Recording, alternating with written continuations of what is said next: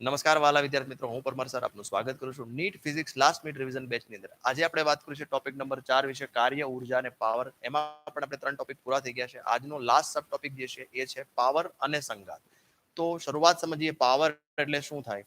તો કે કાર્ય કરવાના સમય દરને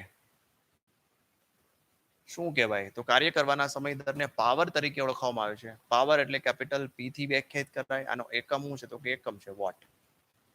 પારિમાણિક સૂત્ર લઈએ, m1 L2 T-3 છે. તો કાર્ય કરવાનો સમય દર જે છે એટલે કે P બરાબર શું થાય? કાર્ય ભાગ્યા સમય. કાર્ય ભાગ્યા સમય, અથવા તો સરેરાશ પાવર આર તે વ્યાખ્યાયિત કરીએ કે ડેલ્ટા P ના છેદમાં ડેલ્ટા T. જો આની લિમિટ આપો ડેલ્ટા T ટેન્ડ્સ ટુ 0, તો delta W by delta T ને શું કહી શકાય? તો કે W બરાબર dW બાય dt કહી શકાય. એટલે મૂળ ફોર્મ્યુલા જ છે, પછી તો બનાવવાના હાથે. કાર્ય એટલે શું થાય? તો કે કાર્ય એટલે સર FD થાય, અથવા તો ડી ની જગ્યાએ આપણે FX લઈ લઈએ. બરાબર, મલ્ટીપ્લાય બળ ગુણ્યા અંતર. તો F is equal to d by dt. જો F ઇન્ટુ એક્સ લખીએ, જો બળ અચળ હોય, આવા કેસની અંદર બળ અચળ હોય તો બળ બહાર કાઢી લઈએ, તો dx બાય dt. તો તમને ખબર છે dx બાય dt થાય શું? તો કે સર વેગ થાય. તો પાવરનો ફોર્મ્યુલા થાય F મલ્ટીપ્લાય V. તો પાવરના ઘણા બધા ફોર્મ્યુલા થયા. પાવર બરાબર શું થાય? કાર્ય ભાગ્યા સમય. પાવર બરાબર શું થાય? P મલ્ટીપ્લાય V, સોરી હા, F મલ્ટીપ્લાય V. બરાબર છે. તો આ સૂત્ર, પછી તમે આ સૂત્ર ક્યારેક ક્યારેક તમને ફેરફારમાં પૂછે તો આ સૂત્ર પણ યાદ રાખી શકો. અને FB ખાસ ફાવી ગયા, પાવર બરાબર શું થાય? ફાવી ગયા, FB. આ સૂત્ર પણ તમારે યાદ રાખવું જોઈએ. તો આ વાત થઈ ગઈ પાવરની. કેની વાત થઈ ગઈ? પાવરની. તો પાવરના સૂત્ર જે છે, પાવરનો એકમ આપણે વાત કરી કે પાવરનો એકમ શું છે? તો કે વોટ છે સર. પણ મોસ્ટલી પાવર જે છે એનો એકમ પાવરનો એકમ વોટ છે, પરંતુ પાવર જે છે એની વેલ્યુ જે છે વોટમાં ખૂબ જ મોટી મળતી હોવાથી મોટો એકમ જે છે એ લેવામાં આવે છે હોર્સ પાવર. તો ખાસ યાદ રાખો, એક હોર્સ પાવર બરાબર કેટલા વોટ થશે? તો કે 746 વોટ થશે. એક હોર્સ પાવર બરાબર કેટલા થાય? 746 વોટ. બસ આ જ ફોર્મ્યુલા છે, નવા એક પણ ફોર્મ્યુલા નથી. જ્યાં પછી તમે કાર્ય બરાબર, જો P બરાબર W બાય T લખ્યું, પછી અલગ અલગ જગ્યાએ કે ભાઈ કાર્ય કેવી રીતે થાય છે? તો કે W બરાબર FD વાપરો, W બરાબર mgs વાપરો, W બરાબર હાફ kx વાપરો. કઈ રીતે, કેમાં તમને કાર્ય પૂછ્યું છે, બરાબર સ્પ્રિંગમાં પૂછ્યું હોય તો W બરાબર આ મૂકો, ઉપરથી પદાર્થ નીચે આવતો હોય તો આ મૂકો, અથવા તો કોઈ સ્થાનાંતર બળ દ્વારા સ્થાનાંતર થતું હોય તો આ વાપરો. પણ પાવર મેળવવાનું હોય એટલે કાર્ય ભાગ્યા સમય, એટલે કાર્ય તમને પ્રોપર આવડતું હોય તો તમારે કાર્ય ભાગ્યા સમય કરો એટલે સીધું પાવર મળી જશે. ચલો નોટ કરો. તો આ વાત થઈ ગઈ આપણે પાવરની. તો પાવર એટલે કાર્ય કરવાના સમય દરને પાવર કહેવાય. કાર્ય ભાગ્યા સમય એટલે કાર્ય નામનો ટોપિક આવડતો હોય તો ભાગ્યા ખાલી સમય જ કરવાનું રહેશે, નવું કઈ છે નહીં. હવે આપણે વાત કરીએ સંઘાત. સંઘાત એટલે અથડામણ. તો સંઘાત બે પ્રકારની હોય, એક ઇલાસ્ટિક હોય, એક ઇનઇલાસ્ટિક હોય, અથવા તો એને સ્થિતિસ્થાપક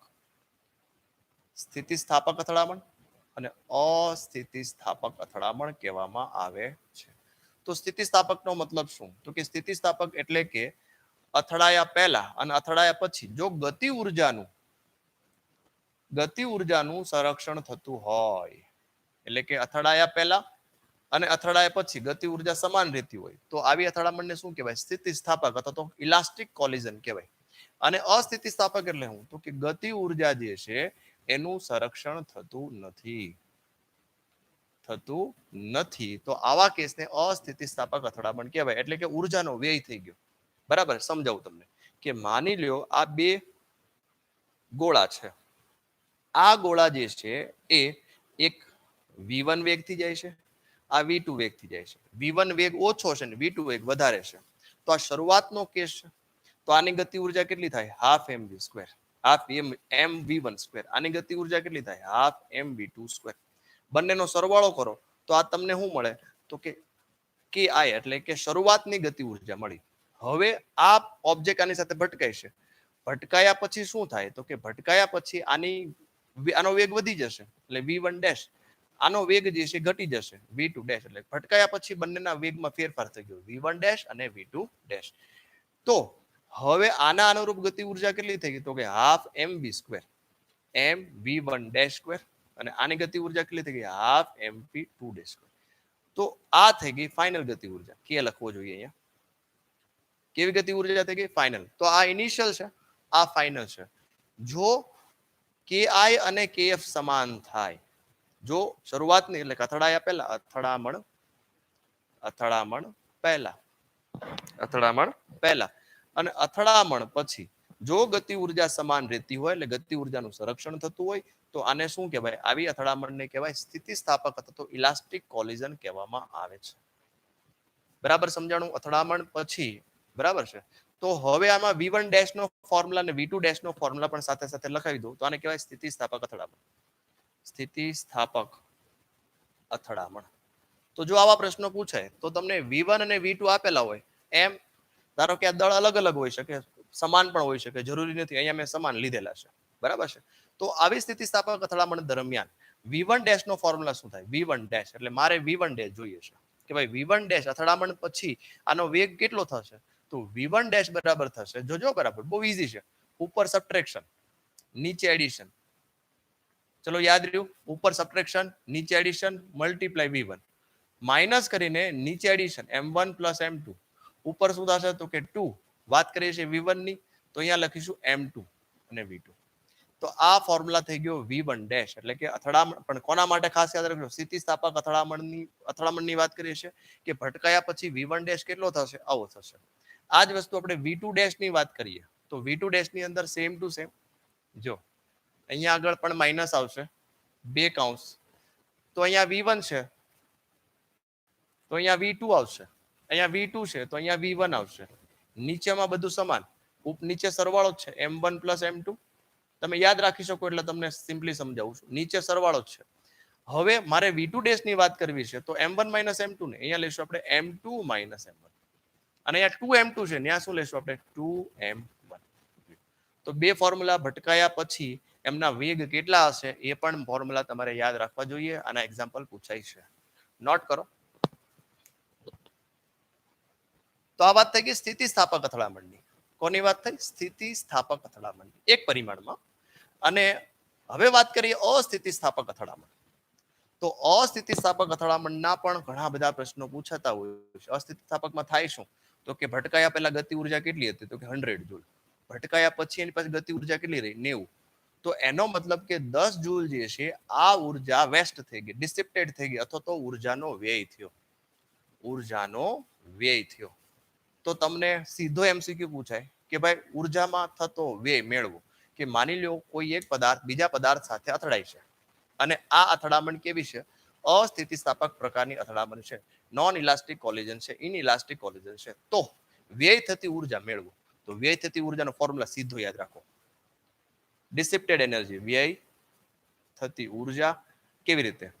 તો હાફ, ઉપર ગુણાકાર, નીચે સરવાળો. બંને પદાર્થો અલગ અલગ હોય, એકનો M1 હોય, એકનો M2 હોય. અને અહીંયા શું લખશો? તો કે અહીંયા લખશો V1 minus V2 whole square. આ ફોર્મ્યુલા સીધું યાદ રાખવાનો, ખાસ કરીને આ ફોર્મ્યુલા છે અસ્થિતિસ્થાપક અથડામણનો ફોર્મ્યુલા છે. ચલો ક્લિયર, જોઈ લો. આ એક પરિમાણમાં વાત કરીએ આપણે. કયા પરિમાણમાં? એક પરિમાણમાં. હવે આપણે વાત કરીશું છે દ્વિપરિમાણમાં. તો દ્વિપરિમાણની પણ આપણે વાત કરી લઈએ. જો આ રીતે કે માની લો એક ઓબ્જેક્ટ અહીંયા છે, એક દડો અહીંયા છે. આ ઇનિશિયલ શરૂઆતનો વેગ જે છે એ 0 હોય અને V2 જે છે એ આ રીતે V2 સ્પીડથી જઈ રહ્યો છે. તો ભટકાયા પહેલાની પરિસ્થિતિ છે. અને ભટકાયા પછી શું થાય? તો કે આ ઉપર જાય છે, આ નીચે જાય છે. તો આ દડો જે છે એ આ બાજુ V1 ડેશ થી જતો હોય અને આ દડો અહીંયા આગળ V2 ડેશ થી જતો હોય. તો આના બે ઘટકો કરવા પડે. ધારો કે આ θ1 હોય અને આ θ2 હોય.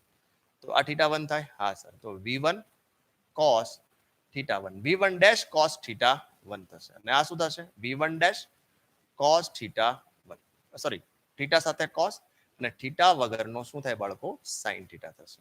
ચલો ક્લિયર. સેમ આના પણ બે ઘટકો પાડીએ. આ θ2 છે તો અહીંયા શું આવશે?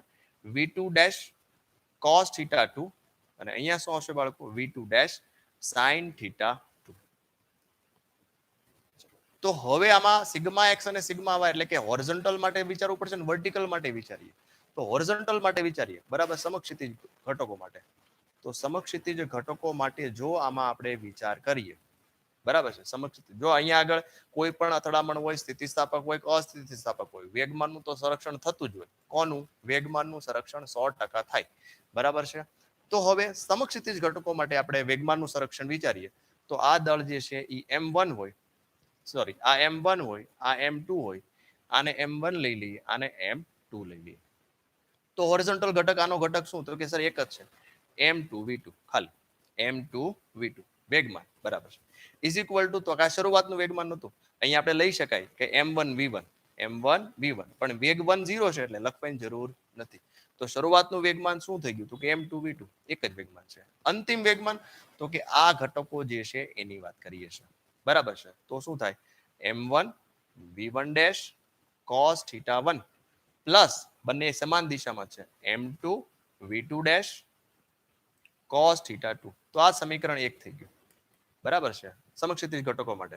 હવે લંબ ઘટકોની વાત કરીએ તો લંબ ઘટકો ઘંટકો નથી ઘટકો છે. તો લંબ ઘટકો અહીંયા લંબ ઘટક છે જ નહીં, શરૂઆતમાં લંબ ઘટક નથી, ભટકાયા પહેલા લંબ ઘટક છે જ નહીં, વર્ટિકલ ઘટક નથી એટલે 0.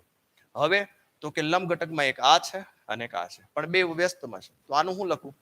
M1 V1 M1 V1 dash sin θ1 અને આ માઇનસ કરો નીચે જાય છે ને M2 V2 ડેશ sin θ2 અને આ બાજુ લઈ આવો તો શું થાય? M2 V2 dash sin θ2 is equal to M1 V1 dash sin θ1. તો આ સમીકરણ 2. જો તમને આના રિલેટેડ એક્ઝામ્પલ પૂછાય તો તમારે આ બંને સમીકરણોની મદદથી તમારે વેગમાન અથવા તો ગતિ ઉર્જા સ્થિતિસ્થાપક છે નથી આવું સાબિત કરી શકાય. તો આ લેક્ચરની અંદર માત્ર બે જ ટોપિક હતા, પાવર અને સંઘ.